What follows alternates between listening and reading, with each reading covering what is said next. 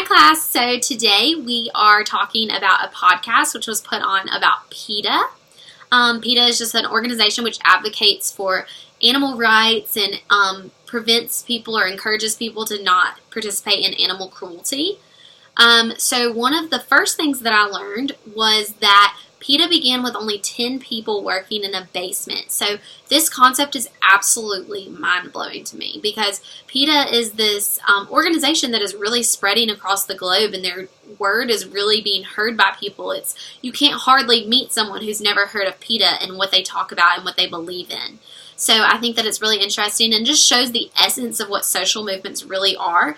It's just anything that can get a group of people together and get them behind a common cause and be able to spread the word about it. So I think that Peta is just like the ultimate example of what a social movement is and how it can start and how it can flourish. The second thing that I learned was that animal rights within Peta is more of a social issue than a political issue.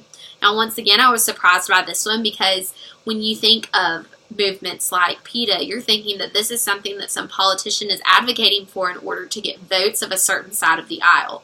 So he went on to say in the podcast that this is not what it's about. It's a social issue because every single person, the host said, was bringing up the fact that every single person drives a car.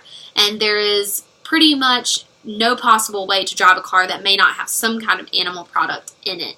So I think that this is just a really interesting concept to think of because we as a society don't need to look at things like this as, oh, we're just trying to side with what political view that we believe in. Instead, it's more look at our society as a whole, see how we treat animals or deal with animal products, and what does that say about our society and the way that we view culture? What values do we hold dear?